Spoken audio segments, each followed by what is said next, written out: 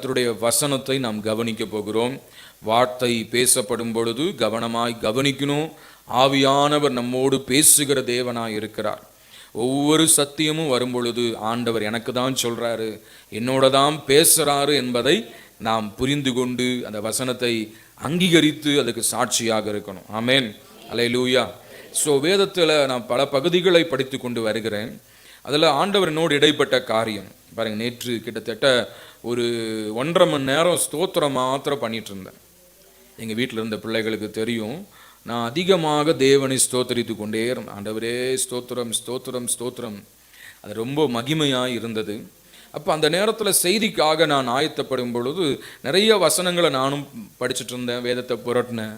ஆனால் ஆண்டவர் என்னோடு ஒரு வசனத்தை பேசினார். அதைத்தான் இன்று உங்களுக்கு செய்தியாக கொடுக்க விரும்புகிறேன். என்னவென்றால், தன் அர்ப்பணிப்பை கடைசி வரைக்கும் காத்து கொண்ட 2 நபர்கள், தன் அர்ப்பணிப்பை இடையிலேயே இழந்து போன 2 நபர்கள் என்கிற தலைப்பிலே கர்த்தருடைய வார்த்தையை நாம் கேட்க போகிறோம்.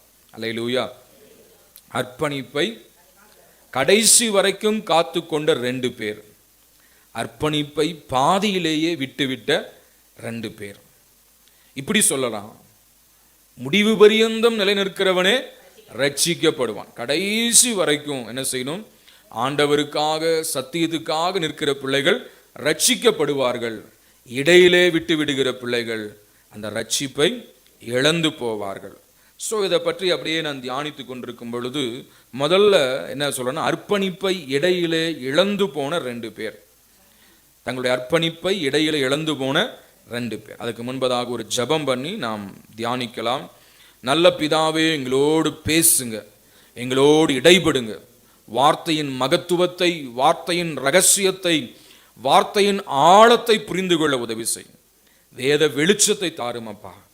ஒவ்வொருவருக்கும் இந்த வார்த்தை பிரயோஜனமாக இருக்கட்டும். இயேசுவின் நாமத்தில் பிதாவே, ஆமென். அல்லேலூயா. பக்கத்தில் இருக்கிறவங்களை பார்த்து கை கொடுத்து கர்த்தர் உங்களை ஆசீர்வதிப்பார்னு சொல்லுங்க. முடிவு பரியந்தம் சத்தியத்தில் நிலைத்திருங்கன்னு சொல்லுங்க. அல்லேலூயா. ரைட். ஃபர்ஸ்ட் என்னன்னா, இடையிலே தங்கள் அர்ப்பணிப்பை இழந்து போன 2 பேர். முதலாவது நபர் யாருன்னு சொன்னா சிம்சோன். யாருங்க? சிம்சோன். நியாயாதிபதிகள் புஸ்தகம் 1ஆம் அதிகாரத்தில் வாசிக்கும் பொழுது 5வது வசனம், நியாயாதிபதிகள் 13ஆம் அதிகாரம் 5வது வசனத்தையும் 7வது வசனத்தையும் படிங்க. Book of Judges chapter 13 verses 5 and 7. நீ கற்பந்தரித்து ஒரு குமாரனை பெறுவாய். அவன் தலையின் மேல் சவரன் கண் கத்தி படல் ஆகாது. அந்த பிள்ளை பிறந்தது முதல் தேவனுக்கென்றே நசரேனாய் இருப்பான். அவன் இஸ்ரவேலை பெலிஸ்தரின் கைக்கு நீங்களாக்கி ரட்சிக்க தொடங்குவான் என்றார். ரைட். 7வது வசனம். அவர் என்னை நோக்கி, இதோ கர்ப்பந்தரித்து ஒரு குமாரனை பெறுவாய். ஆதலால் நீ திராட்சரசமும் மதுபானமும் குடியாமலும் தீட்டானது ஒன்றும் புசியாமலும் இரு. அந்த பிள்ளை பிறந்தது முதல் தன் மரண நாள் மட்டும் தேவனுக்கென்றே நசரேனாய் இருப்பான் என்று சொன்னார் என்றாள். அல்லேலூயா. இந்த வேதத்துல நம்ம என்ன படிச்சோம்னா, சிம்சோனுடைய பிறப்பை குறித்து வாசிக்கிறோம். சிம்சோன் பிறக்கும் முன்பதாகவே தேவ தூதன் அந்த மனோவா தம்பதிகளுக்கு சொல்றாரு, நீ ஒரு குமாரனை பெறப்போகிறாய். அது ஸ்பெஷல் சைல்டா இருக்க போது, விசேஷித்த குழந்தையா இருக்க போது. ஆகவே நீ என்ன செய்யக்கூடாது? திராட்சை ரசம் சம்பந்தமான எந்த காரியத்தையும் குடிக்க கூடாது. ஏன்னா அந்த குழந்தை பிறந்த நாள் முதல் அவன் மரண நாள் வரைக்கும் கர்த்தருக்கென்று எப்படி இருப்பானா? நசரேயனாய், நசரேய விரதமுடையவனாய் இருப்பான். நல்லா கவனிக்கணும். எப்ப இருந்து எப்ப வரைக்கும்? பிறந்த நாள் முதல். அதான் 5வது வசனத்துல படிக்கிறோம், பிறந்த நாள் முதல். 7வது வசனம் என்ன படிக்கிறோம்? மரண நாள் வரியந்தம். ஆமென். மனிதன் சொன்னா என்ன உண்டு? பிறப்பு உண்டு, இறப்புண்டு. அதே கிறிஸ்தவ பிள்ளைகளுக்கு 3 உண்டு. என்னன்னா, பிறப்பு, அடுத்தது மறுபிறப்பு. அல்லேலூயா. நம்ம தாயின் வயிற்றிலிருந்து பிறந்தது பிறப்பு, சரிங்களா? நம்ம டேட் ஆஃப் பர்த். அதே போல நம்ம இயேசுவை ஏற்றுக்கொண்டு அவருடைய பிள்ளையாக மாறுவது என்னது? மறுபிறப்பு. இல்லையா? ஒருவன் தேவ ராஜ்யத்துக்குள் பிரவேசிக்க வேண்டுமானால் இயேசு சொல்றாரு, அவன் மறுபடியும் பிறவாவிட்டால், அல்லேலூயா, என்ன ரட்சிக்கப்படுகிற அனுபவம் மறுபிறப்பு. அல்லேலூயா. ஆக பிறந்தது முதல் எப்படி இருந்தாலும் சரி, ஆனால் ரட்சிப்பை பெற்ற பிற்பாடு, இயேசு கிறிஸ்துவை வாழ்க்கையின் சொந்த இரட்சகராக ஏற்றுக்கொண்ட பிற்பாடு, நம்முடைய கடைசி மூச்சு வரைக்கும் என்ன செய்யணும்னா, நம்ம ஏற்றுக்கொண்ட இயேசுவுக்காக வாழணும். அல்லேலூயா. ஆமென். சத்தியத்துக்காக வாழணும். அதுதான் தேவன் விரும்புகிறார். அதனால தான் சொல்றாரு இந்த சிம்சோனை குறித்து, அவன் பிறந்த நாள் முதல் அவன் மரண நாள் பரியந்தம் தேவனுக்கென்று நசரேயனாய் இருப்பான். அல்லேலூயா. அப்படியானால் நாம் ரட்சிக்கப்பட்ட நாள் முதல் நம்முடைய மரண நாள் பரியந்தம் ஆண்டவருக்கென்று எப்படி இருக்கணும்? பரிசுத்த சாட்சிகளாய் இருக்கணும். அல்லேலூயா. இடையில யார் என்ன செய்யக்கூடாது? எதையும் அந்த ரட்சிப்பை இழந்து போகக்கூடாது, அர்ப்பணிப்பை இழந்து போகக்கூடாது. இந்த சிம்சோன் ஆண்டவர் அப்படிதான் படைச்சார், அப்படிதான் அவனை உருவாக்குனார். அவன் பிறக்கிறதுக்கு முன்னாடியே அவன் எப்படி வளர்க்கப்படணும் அப்படின்ற இன்ஸ்ட்ரக்ஷன்லாம் ஆண்டவர் கொடுத்திருந்தார். நசரேய விரதம்னு என்ன அப்படின்னு சொல்லிட்டு நீங்க படிக்கும் பொழுது என்னாகமத்தின் புஸ்தகம் 6ஆம் அதிகாரத்திலே நாம் வாசிக்கலாம். Book of Numbers chapter 6 verses 1 through 8, 1 6 வரைக்கும் உள்ள வேத பகுதியை படிக்கும் பொழுது, கர்த்தர் மோசேயை நோக்கி, நீ இஸ்ரவேல் புத்திரரோடு சொல்ல வேண்டியது என்னவென்றால், புருஷனாகிலும் ஸ்திரீயாகிலும் whether male or female, புருஷனாகிலும் ஸ்திரீயாகிலும் கர்த்தருக்கென்று விரதம் பண்ணிக்கொண்டவர்களாய் இருக்கும்படி, புருஷராகிலும் ஸ்திரீகளாகிலும் கர்த்தரை ஏற்றுக்கொண்டால் அவர்கள் எப்படி இருக்கணும்? எப்படி இருக்கணும்னு சொல்றாரு. ஒரு 4 காரியம் சொல்றாரு. 1, முதலாவது காரியம் 3வது வசனம் 4வது வசனத்தை படிங்களேன். அப்படிப்பட்டவன் திராட்சை ரசத்தையும் மதுபானத்தையும் விளக்க கடவன். அல்லேலூயா. ஆண்டவரை ஏற்றுக்கொண்டு அவருக்கென்று ஒப்பு கொடுத்தவன், ரட்சிக்கப்பட்டவன் செய்ய வேண்டிய முதலாவது காரியம் என்ன? அந்த நசரேய விரதமுடையவன் செய்ய வேண்டிய முதலாவது காரியம் என்ன? தேவனுக்கென்று அர்ப்பணிக்கப்பட்டவன் செய்ய வேண்டிய முதலாவது காரியம் என்ன? திராட்சை ரசத்தையும் மதுபானத்தையும் விலக்க கடவன். அல்லேலூயா. இன்றைக்கு பார்க்கும் பொழுது, அதாவது ரட்சிக்கப்படாத மக்களை பார்க்கிலும் ரட்சிக்கப்பட்டவர்கள், அதாவது இயேசுவை தெரியாதவங்களை பார்க்கலும் இயேசுவை தெரிந்தவங்க தான் தினமும் குடிக்கிறான். இருக்கீங்களா? சில பேருக்குலாம் சிரிப்பு உள்ளத்துக்குள்ளாரியே வருது. எங்க குடும்பத்தை பத்தியே சொல்றாரு. தினமும் என்ன செய்யறாங்க? அதனால என்ன ஆகுது? அதை இழந்து போறாங்க. ஆமீன். எத்தனை கிறிஸ்தவர்கள் என்று சொல்லுகிறவர்கள் நிறைய பேர் பாக்கு போடுறதுக்கு அடிமையா இருக்கிறாங்க, நிறைய பேர் புகைப்பிடிக்கிறதுக்கு அடிமையா இருக்கிறாங்க, நிறைய பேர் மதுபானத்துக்கு அடிமையா இருக்கிறாங்க. ஆக முதல் பாயிண்ட்லயே அவன் என்ன செய்யணும்னா, அந்த மதுபானத்துக்கும் அந்த திராட்சை ரசத்துக்கும் என்ன செய்யணுமா? விலகி இருக்க வேண்டும். ஒரு மதுபானம் குடிச்சான்னா அவன் தன் சுய நினைவை இழந்து அந்த மதுபானம் கண்ட்ரோல் பண்றபடி தான் போறான். ஆக இயேசுவை ஏற்றுக்கொண்ட ஆண்டவரை ஆராதிக்கிற பிள்ளைகள், உங்க வாழ்க்கையில தப்பி தவறி இது போச்சுன்னா என்ன ஆகும்? ரட்சிப்பை இழந்து போவோம். ஆமென். ஆக சிம்சோன் விழுந்து போவதுக்கு காரணம் என்ன? அவன் ஆண்டவர் அந்த இது பக்கமே போகக்கூடாதுன்னாரு. அவன் என்ன செஞ்சிட்டான்? ஆக தேவப்பிள்ளை நம்ம சர்வ ஜாக்கிரதையா இருக்கணும். ஆமென். புரியுதா உங்களுக்கு? அல்லேலூயா. 2வது, ஒவ்வொன்றுக்கும் சில ஆவிக்குரிய அர்த்தங்களை சொல்றேன், சில பொதுவான காரியங்களை சொல்றேன். கவனிங்க, ஃபாலோ பண்ணுங்க, பிரயோஜனமாக இருக்கும். 2வது காரியம் பாத்தீங்கன்னா 5வது வசனம் படிங்க. அவன் நசரேய விரதம் காக்கும் நாளெல்லாம் சவரன் கண் பத்தி அவன் தலையின் மேல் படலாகாது. அவன் அந்த நசரேய விரதமுடைய நாளெல்லாம் அவன் தலையில் என்ன செய்யக்கூடாதான்? சவரகன் கத்தி படக்கூடாது. அப்படின்னு என்ன அர்த்தம்?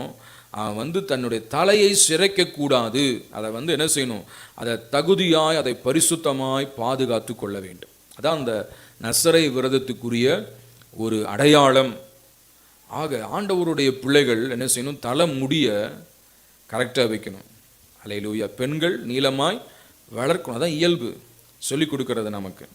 அதே போல் ஆண்கள் என்ன செய்யணும்? சரியாக அதை கத்தரிக்க வேண்டும், முடி திருத்தம் செய்ய வேண்டும். சரிங்களா?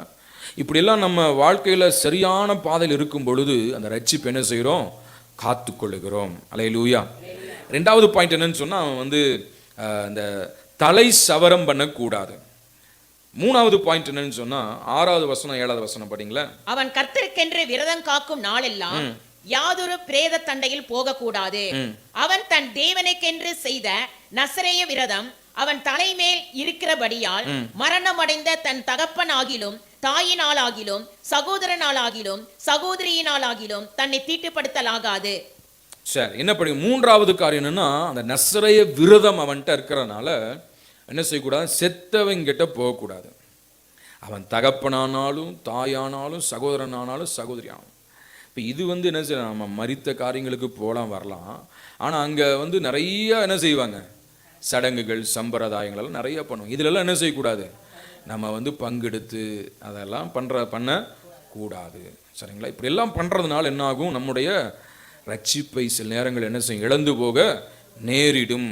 அல்லேலூயா. ஆக இந்த 3வது காரியம் என்னன்னா, அந்த நசரே விரதத்தில் இருக்கிறது, அவன் செத்த நபர்கள் கிட்ட போக கூடாது. அடுத்தது 4வது காரியம் என்னன்னு சொன்னா, 8வது வசனம் படிங்களேன். அவன் நசரேயனாய் இருக்கும் நாளெல்லாம், அவன் நசரேயனாக இருக்கும் நாளெல்லாம் கர்த்தருக்கே பரிசுத்தமாய் இருப்பான். கர்த்தருக்கு பரிசுத்தமாய் இருப்பான். ரொம்ப முக்கியம். அவன் உயிரோடு இருக்கும், அதாவது அந்த நேசரேட் வவ் என்று சொல்லும் பொழுது அது ஒரு குறிப்பிட்ட காலம் ஏறெடுக்கக்கூடிய ஒரு பொருத்தனை. ஆனால் இந்த கிறிஸ்தவ வாழ்க்கை என்பது நம்முடைய மரண பரியந்தம் இருக்கக்கூடிய ஒரு அர்ப்பணிப்பு. இந்த அர்ப்பணிப்புல நாம் என்ன செய்யணும், கடைசி வரைக்கும் நிலைத்து இருக்க வேண்டும். ஆண்டவருக்காக எப்படி இருக்கணும், பரிசுத்தமாய் நம்மை காத்து கொள்ள வேண்டும். அல்லேலூயா. இப்படி அந்த சிம்சோன் பிறக்கிறதுக்கு முன்னாடியே அவனுக்கு இன்ஸ்ட்ரக்ஷன் கொடுக்கப்பட்டது, எப்படியெல்லாம் ஒரு நசரேயன் இருக்கணும், என்னெல்லாம் செய்யணும்னு சொல்லிட்டு ஆண்டவர் அங்கே அழகாக கற்றுக் கொடுத்திருந்தார். அந்த சிம்சோன் பிறந்த போது கொஞ்ச நாள் என்ன செஞ்சான், அந்த வாலிப பையனாகிற வரைக்கும் அது எல்லாத்தையும் கடைபிடித்து கொண்டு வந்தான். ஆனால் வாலிப வயது வந்தவொன்னு என்ன பண்ணான் தெரியுங்களா, கொஞ்சம் அப்படியே திசை மாறி போக ஆரம்பித்தான். அதான் அவன் விழுந்து போறதுக்கு முதல் காரியம். ஆக அந்த அர்ப்பணிப்புல விட்டு விலகிறதுக்கு முதல் காரியம் என்ன அப்படின்னா, அவன் திசை மாறி போகிறான். அல்லேலூயா. ஆக தேவ பிள்ளையே, நம்முடைய வாழ்க்கையில ஒரு மாற்றம், ஒரு திசை மாறி போனோம்னா நம்ம விழுகிறோம்னு சொல்லி சில பேர் நினைப்பாங்க, நான் ஒழுங்கா தானே இருக்கிறேன், இப்படி தானே இருக்கிறேன். ஆனால் நமக்கே தெரியாது நம்ம ஸ்லிப் ஆயிட்டு இருக்கிறோம்னு தெரியாது. அல்லேலூயா. புரியுது அவங்களுக்கு சொல்றது? இப்போ சிம்சோனுடைய வாழ்க்கையை நாம் படிக்கும் பொழுது, அவன் பிறந்து கொஞ்ச நாள் என்ன செய்யறான், நல்லா இருக்கிறான். அதுக்கப்புறம் என்னாச்சுன்னு சொன்னா, அவன் பிறந்து அவன் ஆண்டவருக்கு பயந்து இருக்கும் பொழுது வேதம் சொல்லுது, ஜட்ஜஸ் நியாயாதிபதிகள் 13ஆம் அதிகாரம் 24வது வசனம் 25வது வசனம் படிங்களேன். பின்பு அந்த ஸ்திரீ ஒரு குமாரனை பெற்று அவனுக்கு சிம்சோன் என்று பெயரிட்டாள். அந்த பிள்ளை வளர்ந்தது, கர்த்தர் அவனை ஆசீர்வதித்தார். அந்த பிள்ளை வளர்ந்தது, கர்த்தர் அவனை ஆசீர்வதித்தார். அந்த பிள்ளையாக இருக்கிற வரைக்கும் என்ன செய்யறான், தாய் தகப்பன் சொல் கேட்டு நடந்து வருகிறான், கர்த்தர் அவனை ஆசீர்வதிக்கிறார்.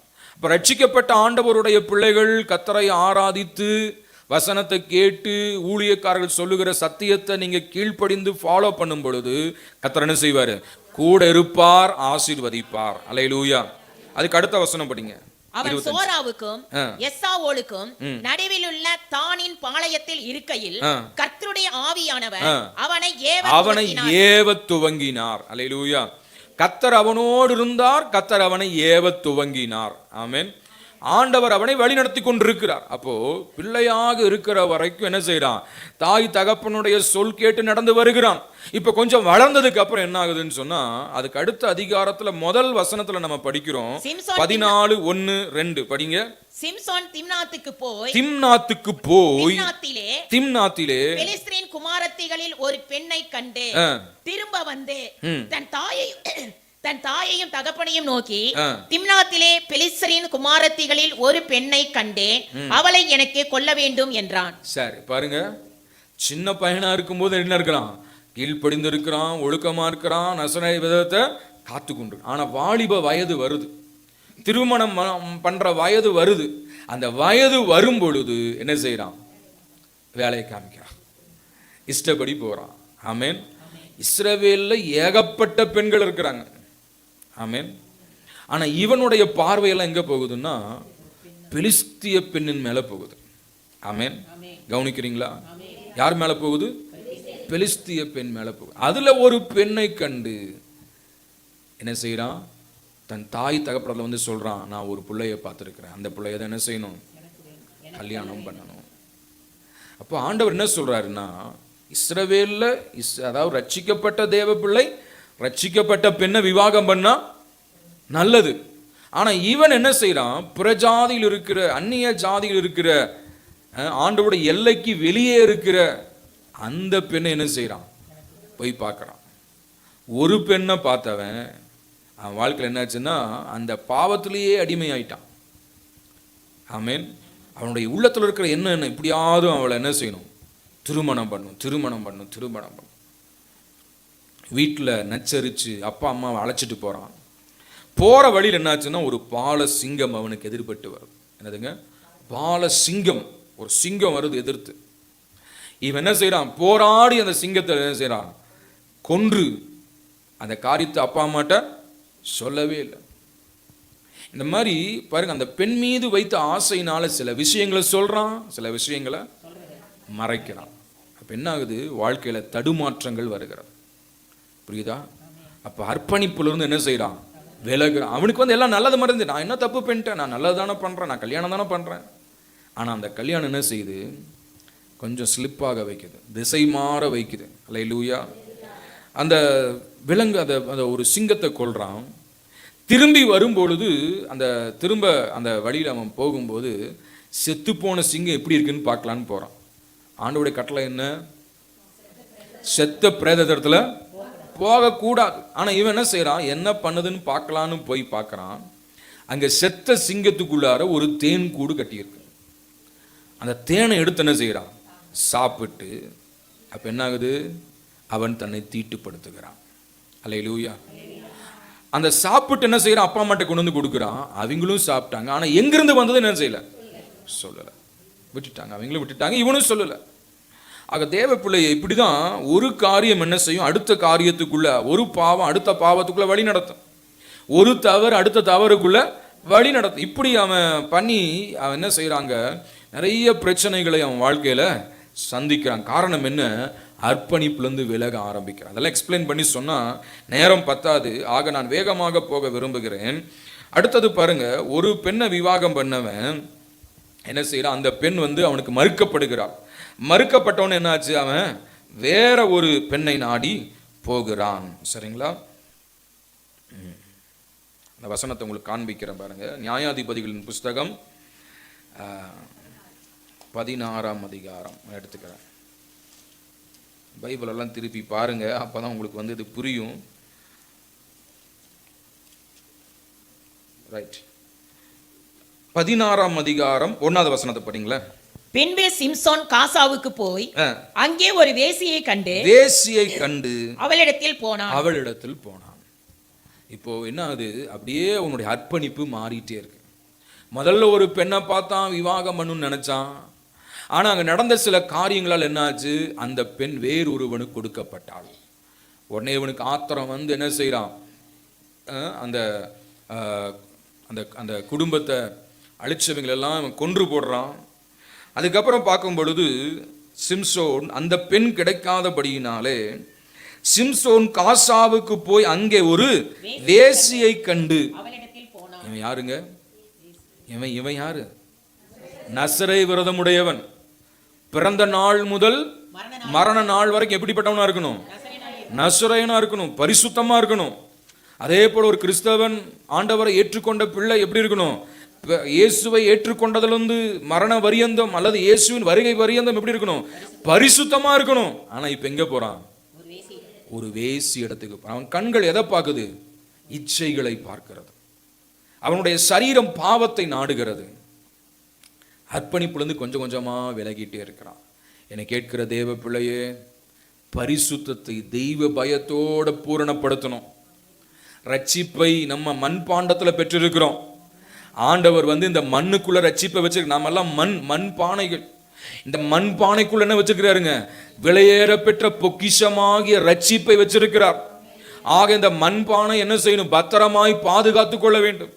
சில்வர் பாத்திரத்தை வைக்கிற மாதிரி அல்லது அலுமினியம் பாத்திரத்தை வைக்கிற மாதிரி டொப்புன்னு வச்சா என்ன ஆகும், பானை உடஞ்சு போயிடும். உடஞ்சு போன பானை என்ன செய்ய முடியாது, தண்ணி ஊற்றி வைக்க முடியாது, அதை தூரதான் போடணும். ஆக தேவ பிள்ளையை ரட்சிப்பை காத்து கொள்ள வேண்டும். ஃபாதர் பெர்க்மான் ஐயா பாடுகிறது போல, காத்துக்கொள் காத்துக்கொள் பெற்றுக்கொண்ட அபிஷேகத்தை காத்துக்கொள். தாயின் வயிற்றில பிறக்கும் பொழுதே அவன் பிரித்தெடுக்கப்பட்டவன், நசரேய விரதமுடையவன், ஆண்டவருக்காக வாழ வேண்டியவன். ஆனால் நாட்கள் செல்ல செல்ல செல்ல செல்ல என்ன செய்யறான்? அர்ப்பணிப்பை விட்டு விலகி இப்ப எங்க போயிருக்கிறான்? ஒரு வேசியின் வீட்டுல போயிருக்கிறான். ஒரு வேசியின் வீடு. வேசியின் வீடு எப்படி இருக்கும்? பாவிகள் வந்து போற இடம், அசுத்தர்கள் வந்து போற இடம். அந்த இடத்துல போய் இவனுடைய அபிஷேகம் என்ன, இவன் மேல இருக்கிற மகிமை என்ன, இவன் மேல இருக்கிற கிருபை என்ன. ஆனா உட்கார்ந்து இருக்கிற இடம் எங்க? வேசி. வேதம் சொல்லுகிறது, விபச்சாரியானவள் அருமையான உயிரை வேட்டையாடுகிறாள். அவருடைய விருந்தாளிகள் எங்க இருக்கிறாங்களாம்? நரக பாதாங்களங்களில் இருக்கிறார். பாவம் அப்படிதான் ஜனங்கள் என்ன செய்யும்? வேட்டையாடும். பாவம் ஒரு கண்ணி. கண்ணின்னு என்ன? மறைவாக விரிக்கப்பட்டிருக்கிற வலை. அல்லேலூயா. பாவம் செய்ய அநேக வழிகள் இருக்கிறது. ஆனா பரிசுத்தமாய் வாழ ஒரே வழி, இயேசுவுக்கு என்று அர்ப்பணித்து வாழுகிற வாழ்க்கை. அல்லேலூயா. Dedicated spiritual life. அல்லேலூயா. ஆமென். இந்த வாழ்க்கையில வாழ்ந்த வேதாகம பரிசுத்தவான்கள் எல்லாரும் பாடுகளை அனுபவித்தார்கள், கஷ்டங்களை அனுபவித்தார்கள். அந்த பாடுகள் கஷ்டங்கள் மத்தியிலே ஆண்டவர்களை பலப்படுத்தினார், நிலை நின்றார்கள். அவர்களுக்காக பரலோகம் திறக்கப்பட்டிருக்கிறது. அல்லேலூயா. அதை போல ஆவிக்குரிய வாழ்க்கையிலே நாம் சத்தியத்துக்காக நிற்கும் பொழுது பாடுகள் வரும், கஷ்டங்கள் வரும். அதை நாம் நிலைத்து இருக்கும் பொழுது எங்க போக முடியும்? பரலோகத்துக்கு போக முடியும். அல்லேலூயா. வேசியை கண்டு வேசியின் வீட்டுக்கு போனான், வேசியோடு ஐக்கியமாய் இருக்கிறான். இப்ப அங்க முடிஞ்சது வேலை. அங்கிருந்து வெளியே வரான், திரும்ப எங்க போறான் பாருங்க. 4வது வசனம் படிங்களேன். அதற்கு பின்பு அவன் சோரேக் ஆற்றங்கரையில் இருக்கிற தெலீலாள் என்னும் பேருள்ள ஒரு ஸ்திரீயோட சிநேகமாயிருந்தான். அதுக்கப்புறம் அதற்கு பிற்பாடு என்ன செய்யறான்? இன்னொரு ஸ்திரீயோட, தெலீலாள் என்கிற ஒரு ஸ்திரீயோட அவன் சிநேகமாயிருந்தான். எத்தனை பெண்கள் பாருங்க. ஆமென். அந்த மாதிரி பெண்களுக்கும் நிறைய ஆண்கள் இருக்கக்கூடாது, ஆண்களுக்கும் நிறைய பெண்கள் இருக்கக்கூடாது. சிநேகம் வைக்கவே கூடாது. அல்லேலூயா. ஒரு ஆணுக்கு ஒரு பெண் தான், ஒரு பெண்ணுக்கு ஒரு ஆண் தான். அது ஆண்டவர் இதுதான் நியமித்து வச்சிருக்கிறார்.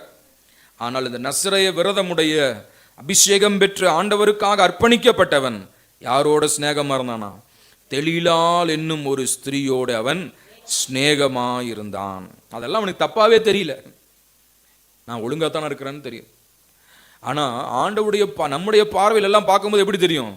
நல்லா தான் தெரியும். ஆனா தேவனுடைய பார்வையில, ஆமென், சத்தியத்தின் பார்வையில பார்க்கும்போது எப்படி இருக்கும் சொல்லுங்க? ஆமென். ஒரு முறை ஒரு அதாவது பழைய ஷூ, ஆரம்ப நாட்களில் நான் வந்து ஃபுட்பால் விளையாண்டேன். அதுங்க ஃபுட்பால் பிளேயர் ஸ்கூலில். அப்போது அந்த ஸ்கூலில் விளையாண்டுட்டு இருக்கும் பொழுது அந்த ஷூஸ் எல்லாம் கிடையாது. ஃபுட்பாலுக்குன்னு ஒரு ஷூ இருக்குது, ரன்னிங்குன்னு ஒரு ஷூ இருக்குது. இந்த மாதிரி அந்த ரன்னிங் ஓடுற ஷூவெல்லாம் என்ன செய்யும்? ஷூ கீழே ஆணி இருக்கும். ஃபுட்பால் விளையாடுற ஷூவில் ஸ்டட் இருக்கும், சின்ன சின்னதாக கட்டை மாதிரி வச்சுருப்பாங்க. அப்போ அந்த நாட்களில் ஷூவெல்லாம் கிடைக்கிறது அபூர்வம். ஆக வறுமையான நாட்கள், அந்த இதெல்லாம் கிடையாது. அப்போ எங்கள் அண்ணன், அதாவது எங்கள் அத்தை மகன் பீட்டர்ன்னு சொல்லிட்டு, அவர் வந்து அந்த ஃபுட்பால் பிளேயர், அவருடைய பழைய ஷூ கொடுத்தாரு. அதை வாங்கிட்டு போயிட்டு அந்த ஷூவை பார்த்து எனக்கு பிரமாதமாக தெரியுது. ஆனால் அதை போட்டுட்டு அங்கே விளையாடும் போது பார்த்து அதுதான் பீத்தையான ஷூனா அதுதான். அது எல்லாம் கலர் போய் எல்லாம் பிஞ்சு கிஞ்சு கிடக்குது. என் பார்வைக்கு அது எப்படி இருக்கு? நல்லா இருக்கு. ஆனால் மற்றவங்க பார்வையில் என்ன இந்த பீத்த ஷூவை போட்டு வந்திருக்காங்க. இப்போ நம்ம பார்வைக்கு எல்லாம் நல்லா தான் இருக்கும். ஆமென். புரியுது உங்களுக்கு சொல்றது? நான் என்ன தப்பு பண்ணிட்டேன், நான் என்ன பெருசா, எல்லாம் பண்றதானே பண்றேன், எல்லாம் பண்றது பண்றோம். ஆனால் அது தேவனுக்கு பிரியமா? எல்லாரும் ரட்சிக்கப்பட்ட பிள்ளை, எல்லாருமே அந்த அபிஷேகம் இருக்கா? மற்றவன் பண்ணா பிரச்சனை இல்லை. ஆனால் நசரேய விரதமுடைய சிம்சோன் பண்ணக்கூடாது. அல்லேலூயா. உலகத்தான் பண்ணிட்டு போறான், தப்பு இல்லை, அது அவனுக்கு ஆண்டவருக்கும் உள்ளது. ஆனால் ரட்சிக்கப்பட்ட நாம், சத்தியத்தை தெரிஞ்ச நாம், பைபிளை தூக்குற நாம், கர்த்தருடைய பந்தியிலே பங்கு பெறுகிற கர்த்தருடைய பிள்ளைகள் என்ன செய்யணும்? You must keep your holiness. அல்லேலூயா. பிசாசு என்ன செய்யறான்? இவன் பலத்தை உரியணும், இவனுடைய ரகசியத்தை தெரியணும், இவனை விளத்தல், இவனை வேடிக்கை பொருளாக்கி பொம்மை ஆக்கி அவனை அழிக்கணும். அதுதான் அவனுடைய காரியம். அதே மாதிரி சத்துருடைய வேலையை எப்படியாவது பரிசுத்தமா வாழ்றவன் இழுத்து கொண்டு போய் எங்க போடணும்? நரகத்துல போடணும். அதுக்கு தான் என்ன செய்யறான்? படிப்படியா படிப்படியா படிப்படியா வழி நடத்தி கொண்டு போய் கடைசியில் என்ன ஆச்சு? தெலீலாளின் மடி மேல படுத்துட்டு இருக்கிறான். தெலீலாளின் மடி மேல ஒருத்தன் ஒரு பெண்ணுக்கு மெசேஜ் அனுப்புறான், எப்படியாவது மடியில வந்து நான் படிக்கணும், அது மடியில் வந்து படுக்கணுமா. அந்த மாதிரி யார் மடி தெரிஞ்சது இவனுக்கு? தெளிலாடும். ஆமேன். தெளிலால் மடியில் போய் படு. அவள் என்ன செய்கிறா? அவள் நல்ல நயம் பண்ணிகிட்டே இருக்கிறா. ஏன்னா அவளுக்கு இன்னொரு பக்கம் என்ன, அந்த பெலிஸ்தியர் சொல்கிறாங்க, இந்த சிம்சோனுடைய மகா பெரிய பலன் எதில் இருக்கு, நீ என்னை கண்டுபிடிச்சு சொல்லணும், உனக்கு நான் பணம் தரேன்.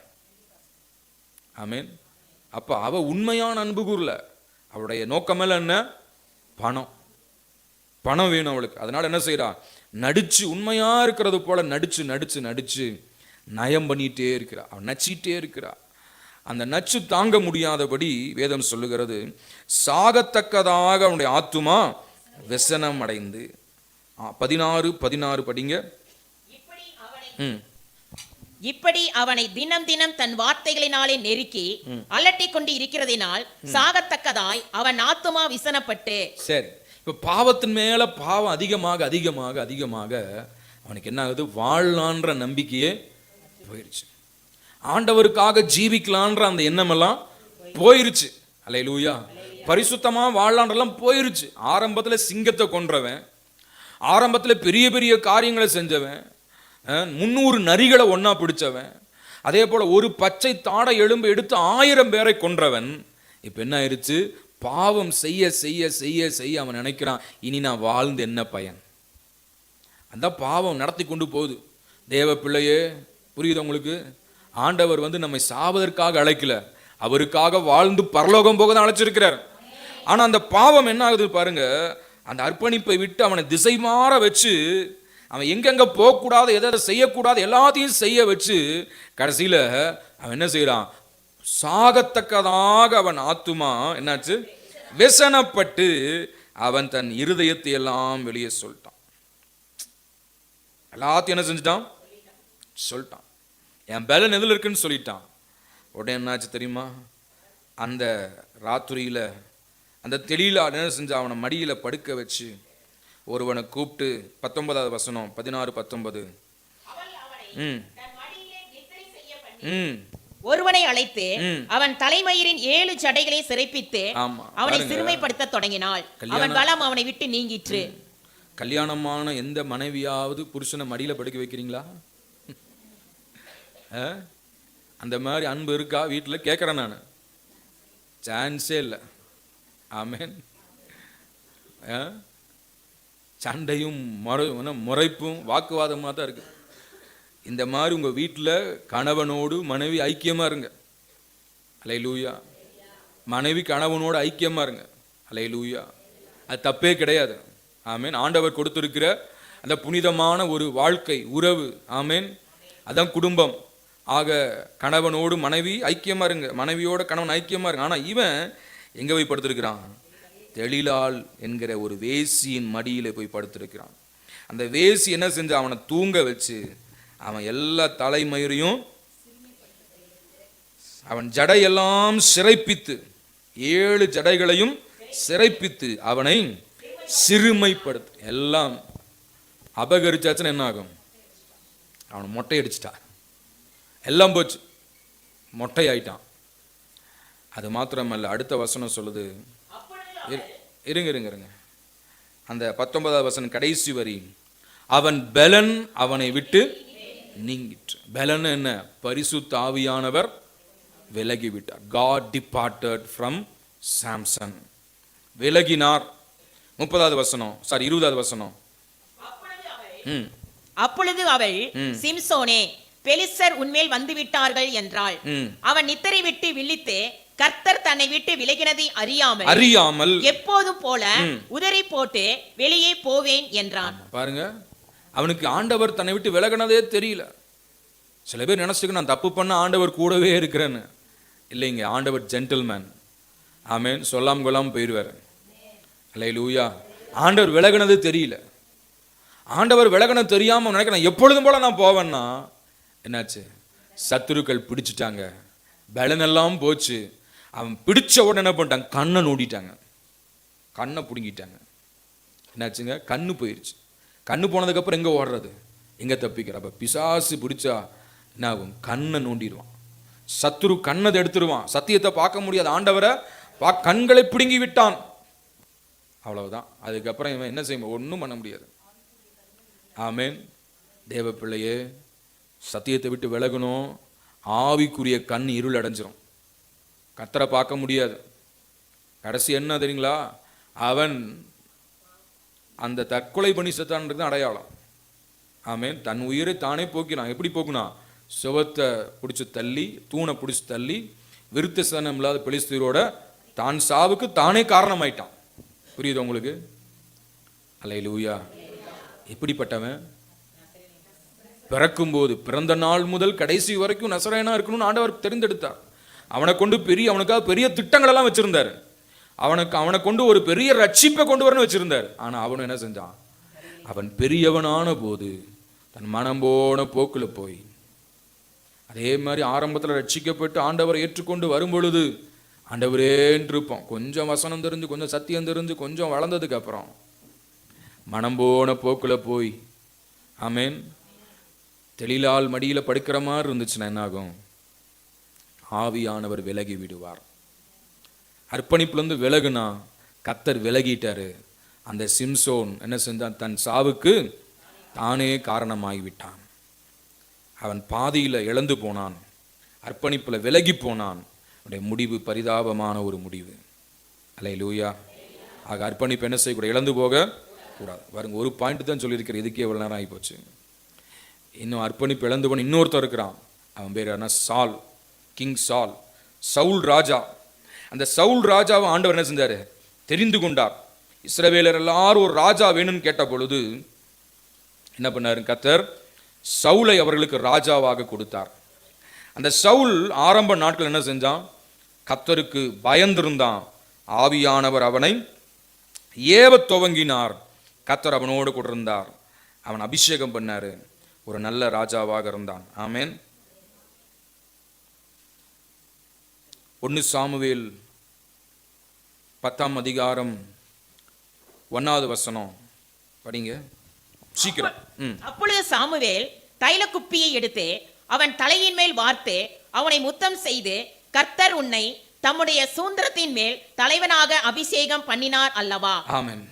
சாமுவேல் தைல குப்பை எடுத்து அவன் தலையின் மேல் வார்த்து அவனை முத்தம் செய்து, கர்த்தர் உன்னை தம்முடைய ஜனத்தின் மேல், தம்முடைய சுதந்திரத்தின் மேல் தலைவனாக அபிஷேகம் பண்ணினார் அல்லவா? தைல குப்பி எடுத்து என்ன செய்றாங்க? அவனை அபிஷேகிக்கிறான்.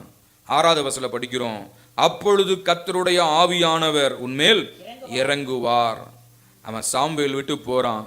சாமுவேல் சொல்றாரு, உன் மேல ஆவியானவர் இறங்குவார் என்று. அதே மாதிரி ஆவியானவர் இறங்கினார். ஆமென். அதே போல நிறைய வசனங்கள் இருக்கு. 11ஆம் அதிகாரம் 6வது வசனம், தேவனுடைய ஆவி அவன் மேல் இறங்கினதினால். ஆமென். தேவனுடைய ஆவியானவர் அவன் மேல் இறங்கினதினால். 10ஆம் அதிகாரம் 26வது வசனம், தேவன் எவர்கள் மனதை ஏவினாரோ அவர்கள் எல்லாரும் என்ன செஞ்சாங்க? அவனோடு கூட போனார். அப்ப ஆண்டவர் சவுலை எடுத்து என்ன செய்யறாருங்க? பயன்படுத்தி கொண்டே இருக்கிறார். ஆவியானவர் கூட இருந்து கொண்டே இருக்கிறார். அவனும் ஆரம்பத்தில் என்ன செஞ்சான்? தேவனுக்கு பயந்து உண்மையான ஒரு நல்ல தலைவனாக இருந்தான். நாட்கள் செல்ல செல்ல அவன் என்ன செஞ்சான்? கொஞ்சம் கீழ்ப்படியாதவனாய் போய்விட்டான். ஆமென். கீழ்ப்படியாதவனாய் போய்விட்டான். முதல்ல சாமுவேல் சொல்றாரு, பலி செலுத்தாம நீ காத்திருப்பான்னாரு. ஆனா பொறுமை இல்லாம என்ன செஞ்சிட்டான்? பலி செலுத்திட்டான். சாமுவேல் தேவ மனுஷன் செய்ய வேண்டிய காரியத்தை சவுல் செஞ்சிட்டான். அடுத்த 2வது இன்சிடென்ட் என்னன்னா, அமலேக்கியருடைய விஷயம். அமலேக்கியருடைய விஷயத்துல ஆண்டவர் சொல்றாரு, அமலேக்கை நான் உக்கிர பகையா பகைக்கிறேன். ஏன்னா என் ஜனங்களுக்கு அவன் வந்து வழிவிடல. அதனால அமலேக்கிய முற்றுமுடிய நீ முறியடிக்கணும்ன்றாரு. ஆனா இவன் அந்த விஷயத்துல என்ன செய்யறான்? அவன் தேவனுடைய வார்த்தைக்கு கீழ்ப்படியாம போய் அந்த அமலேக்கியரோட சண்டை போடும்போது என்ன செய்யறான்னா, அந்த ஸ்திரீகளையும் புருஷரையும் கொன்று முதல் தரமான ஆடு மாடுகள் என்ன செய்யறான்? அவன் எடுத்து வைத்துக் கொள்ளுகிறான். அப்ப ஆண்டவர் என்ன சொல்றாரு பாருங்க. 15ஆம் அதிகாரம் 11வது வசனத்தை படிங்களேன். 15:11 1 சாமுவேல் 15. நான் சவுலை ராஜாவாக்கினது எனக்கு மனஸ்தாபமாய் இருக்கிறது, நிறைவேற்றாமல் போனான் என்றார். அல்லேலூயா. போதும். என்ன பாருங்க, சவுல ஆண்டவர் ஒரு பெரிய ராஜாவாக, இஸ்ரவேலின் முதல் ராஜாவாக அபிஷேகம் பண்ணாரு. சவுல் என்ன செஞ்சான்? ஆரம்பத்துல நல்லா இருந்தான். ஆனா போக போக போக போக தன் சுய இஷ்டப்படி நடக்க ஆரம்பித்தான். எனக்கு எல்லாம் தெரியும்னு நினைச்சான். அடுத்தது ஆண்டவருடைய வார்த்தைக்கே கீழ்ப்படியாம போயிட்டான். அதனால எனக்கு எல்லாம் தெரியும்னு நினைச்சோம்னா நமக்கு ஒண்ணுமே தெரியலன்னு அர்த்தம். அல்லேலூயா. ஆரம்பத்துல எதுனாலும் சாமுவேல்கிட்ட கேட்டு கேட்டு பண்ணவன் இப்ப கொஞ்ச நாள் என்ன செய்யல, சாமுவேலை கண்டுக்கிறதே இல்லை. மனம் போன போக்கில் போனா, ஆண்டோடைய வார்த்தைக்கு கீழ்ப்படியில, ஆண்டவர் சொன்ன வார்த்தை நிறைவேற்றல. அப்ப தேவன் சொல்றாரு, நான் சவுலை ராஜாவாக்கினது கர்த்தருக்கு மனஸ்தாபமா இருந்தது. ஆதியில் இதே வார்த்தை தான் ஆண்டவர் சொன்னாரு, நான் மனுஷனை படைச்சது எனக்கு மனஸ்தாபமா, ஏன்னா அவன் நினைவுகள் எல்லாம் நித்தமும் பொல்லாததே என்று தேவன் கண்டு. ஆதியாகமம் 6 படிக்கிறோம், God was grieved because he created man. இந்த மனுஷனை ஏன் தான் படைச்சனும்? சில பெற்றோர் பிள்ளைகளை சொல்ல, இந்த பையனை ஏன் தான் பெத்தனும்? ஏன்னா அவ்வளவு முரட்டாட்டங்கள், அவ்வளவு கீழ்ப்படியாமை. ஆக தேவ பிள்ளையே, அந்த அந்த ஆண்டவருடைய மனசு வலிச்சதுக்கு அப்படியே யோசிச்சு பார்க்கும்போது என்ன ஆண்டவர் உணர்த்தினார்னா, அது ஆண்டவருடைய இருதயத்தில் ஒரு இரத்த கசிவை ஏற்படுத்தினது. ஆமென். ஆண்டவருடைய இருதயத்துக்கு ஒரு வேதனை, வலியை கொண்டு வந்து, எந்த வலி வேணா தாங்கிக்கலாம், ஆனால் நெஞ்சு வலி தாங்க முடியுமா? யோசிச்சு பாருங்க. அது வந்தவங்களுக்கு தான் தெரியும். அந்த இருதயத்தில் இரத்த கசிவை ஏற்படுத்தினாங்க. காரணம் என்ன? கீழ்ப்படியாமை. ஆண்டவருடைய வார்த்தை கீழ்ப்படியில் அவர் சொன்னதை செய்யலன்னா அவருடைய இருதயத்தில் இரத்த கசிவை உண்டு பண்ணுகிறோம். அல்லேலூயா. ஆண்டவர் சொன்னார், சவுல் என்ன செஞ்சாருங்க? எந்த அளவுக்கு நேசிச்சு அவனை ஆதரிச்சாரோ அந்த தேவன் சவுலை புறக்கணித்து விட்டார். அல்லேலூயா. 1 சாமுவேல் 16 அதிகாரம் 14வது வசனத்தை படிங்களேன், சீக்கிரமா படிங்க. கர்த்தருடைய ஆவி சவுலை விட்டு நீங்கினார். சவுலை விட்டு நீங்கினார். கர்த்தரால் வரவிடப்பட்ட ஒரு பொல்லாத ஆவி அவனை கலங்க பண்ணி கொண்டிருந்தது. கர்த்தருடைய ஆவியானவர் அவனை விட்டு நீங்கினார். God departed from Saul. When God departed from Saul, the next moment Satan entered him. கர்த்தரால் வரவிடப்பட்ட பொல்லாத ஆவி. ஏன்னா ஆண்டவர் இருக்கிற வரைக்கும் பொல்லாத ஆவி உள்ள வர முடியாது. பொல்லாத ஆவிகளும் ஆண்டவருக்கு அடிபணிந்து தான் இருக்கு. ஆனா ஆண்டவர் விலகின உடனே என்னாச்சுங்க? பொல்லாத ஆவி உள்ள நுழைஞ்சிருச்சு. அலக்களிக்கிற டார்மெண்டட் ஸ்பிரிட், அலக்களிக்கிற ஆவி. ஆமென். அலக்களிக்குது அவனை. அதுக்கு முன்னாடி வரைக்கும் எப்படி இருந்தான் சொல்லுங்க? ஆவியானவர் இருக்கிற வரைக்கும் எப்படி இருந்தான்? நல்லா இருந்தான். ஆனா ஆவியானவர் விலகினார். ஏன் விலகினார்? கீழ்ப்படியாம போனதுனால, வார்த்தை நிறைவேற்றாம போனதுனால, பரிசுத்தத்தை காத்துக்கொள்ளாம போனதுனால ஆவியானவர் விலகினார். ஆக யாரை விட்டு ஆவியானவர் என்ன செய்யக்கூடாது? விலகக்கூடாது. ஏன் விலகுவார்னா, அங்க கீழ்ப்படியாம இருக்கும்போது விலகிடுவார். அங்க ஒழுக்கம் இல்லாத போது விலகிடுவார். அங்க கட்டுப்பாடு இல்லாத போது ஆவியானவர் விலகிடுவார். ஆவியானவர் விலகிட்டார்னா அடுத்த நிமிஷம் ஒரு பொல்லாத ஆவி. என்ன ஆவி? பொல்லாத ஆவி, அலக்களிக்கிற ஆவி. ஆமென். நான் பார்த்துருக்கிற பிசாசு பிடித்தவங்களெல்லாம் அந்த ஆவி அலக்களிக்கும். நல்லா தூங்க விடாது, நல்லா சாப்பிட விடாது, நிம்மதியை இருக்க விடாது, வேலைக்கு போக விடாது. ஆமென். அது பேசிட்டே இருக்கும், சண்டையை உண்டு பண்ணும், நஷ்டத்தை கொண்டு வரும், விபரீதங்களை கொண்டு வரும். அந்த பொல்லாத ஆவி பிடிச்சிருச்சு. ஆமென். பரிசுத்த ஆவியானவர் உள்ள இருந்தா பொல்லாத ஆவி உள்ள வர முடியாது. அந்த ஆவியானவர் விலகிட்டார். எப்ப விலகுவார்னா, அவருக்கு பிரியமில்லாத காரியத்தை செய்யும் போது விலகிடுவார். விலகியாச்சுன்னா பொல்லாத ஆவி பூந்துரும். அந்த பொல்லாத ஆவி என்ன செய்யும்? பிச்சு எரிஞ்சிரும். ஆமென். அதெல்லாம் எக்ஸ்பிளைன் பண்ணிட்டு சொல்றதுக்கு எனக்கு டைம் இல்லை. நான் அந்த வசனத்தை மாத்திரம் சொல்றேன் பாருங்க. 28ஆம் அதிகாரம் 5வது வசனம் படி. நிறைய சம்பவம் இருக்கு, ஆனா கடைசி சம்பவங்களை மாத்திரம் சொல்றேன். 28ஆம் அதிகாரம் 1 சாமுவேல் 28:5. சவுல் பெலிஸ்தரின் பாளையத்தை கண்டபோது பயந்தான். அவன் இருதயம் மிகவும் தத்தளித்துக் கொண்டிருந்தது. ரைட். என்னாச்சுங்க? முதல்ல தைரியமா இருந்தவன் ஆவியானவர் விலகின உடனே என்னாச்சான்? பயந்தான். பயம். எதை பார்த்தாலும் பயம். அவன் யாரை பார்த்தாலும் பயம். பயந்தான். ஏன்னா ஆவியானவர் அங்கே இல்ல. அவனுடைய இருதயம் தத்தளித்தது. அடுத்த 6வது வசனம் படிங்க. சவுல் கர்த்தரிடத்தில் விசாரிக்கும் போது கர்த்தர் அவனுக்கு சொப்பனங்களினாலாவது ஊரிமினாலாவது தீர்க்க தரிசனங்களினாலாவது மறு உத்தரவு அருளவில்லை.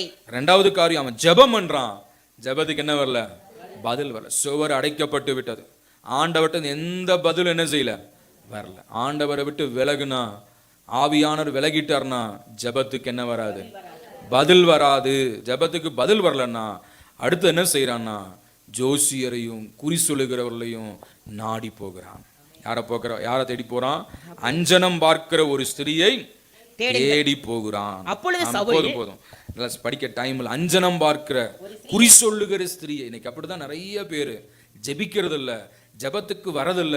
இவங்கிட்ட போனா இவங்க ஜெபம் பண்ணி சொல்லுவாங்களா, அங்க போனா அவங்க ஜெபம் பண்ணி சொல்லுவாங்களா, இங்க போனா இவங்க வாக்கு கொடுப்பாங்களா, எதைத்தான் தேடி போறான். ஏன்னா என்ன இல்ல, ஆவியானவர் உள்ள இல்ல. ஆவியானவர் இல்லாதவன் தான் இப்படி தேடி போவான். ஆவியானவர் இருந்தார்னா அவரே சகலத்தையும் கற்றுக் கொடுப்பார். அல்லேலூயா, ஆமென். இப்படி எல்லாம் போய் கடைசி என்னாச்சுன்னா அவன் சாப்பிடுவதுக்கும் அவனுக்கு முடியல. 20வது வசனம், அவன் சாப்பிடாமல் இருந்தான். பாருங்க, அந்த அதாவது 28ஆம் அதிகாரம் 20வது வசனம், அந்த க்ஷணமே சவுல் நெடுந்தான்கிடையாய் விழுந்து, ஆமா நெடுந்தான்கிடையாய் விழுந்து என்ன ஆகுதுன்னா ஒன்றும் சாப்பிடாதிருந்தான். என்ன செய்யல, சாப்பாடே அவனுக்கு இறங்கல. கடைசியா முடிவு என்ன தெரியுங்களா? முடிவு என்ன தெரியுமா? 1 சாமுவேல் 1ஆம் அதிகாரம் 31வது வசனத்தை படிங்க. 31ஆம் அதிகாரம் 3வது வசனம் 4வது வசனம். சவுலுக்கு விரோதமா யுத்தம் பலத்தது, வில் வீரர் அவனை கண்டு நெருங்கினார்கள். அப்பொழுது சவுல் வில் வீரரால் மிகவும் காயப்பட்டு தன் ஆயுதாரியை நோக்கி, அந்த விருத்த சேதனம் இல்லாதவர்கள் வந்து என்னை குத்தி போட்டு என்னை அவமானப்படுத்தாதபடிக்கு நீ உன் பட்டயத்தை உருவி என்னை குத்தி போடு என்றான். ஆயுதாரி மிகவும் பயப்பட்டதினால் அப்படி செய்ய மாட்டேன் என்றான். அப்பொழுது சவுல் தன் பட்டயத்தை நட்டு அதன் மேல் விழுந்தான். சவுல் செத்து போனதை அவன் ஆயுதாரி கண்டபோது அவனும் தன் பட்டயத்தின் மேல் விழுந்து அவனோடு கூட தேவன் அவனை விட்டு விலகினார். பயம், தேவன் அவனை விட்டு விலகினார். ஜெபத்துக்கு பதில் இல்ல. இருதயம் தத்தளித்து கொண்டிருந்தது.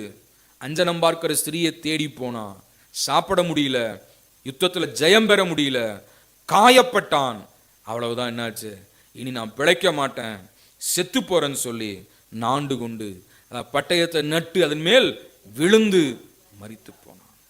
Good beginning, but he did not keep up the purity or holiness of God. In between he died himself. அவன் என்ன செஞ்சான்? தன் சாவுக்கு அவனே காரணமாயிட்டான். தேவ பிள்ளையே, அர்ப்பணிப்பை இழந்து போனா, பரிசுத்த இழந்து போனா, நடுவழியில போயிடணும். 2 பேர் பரிசுத்த காத்து கொண்டாங்க. ஒன்று சாமுவேல், சின்ன வயசுல இருக்கும்போதே ஆலயத்துக்கு போனான், ஏலிக்கு முன்னாடி வளர்ந்தான், ஆலயத்திலே தரித்திருந்தான், பரிசுத்தமா இருந்தான்.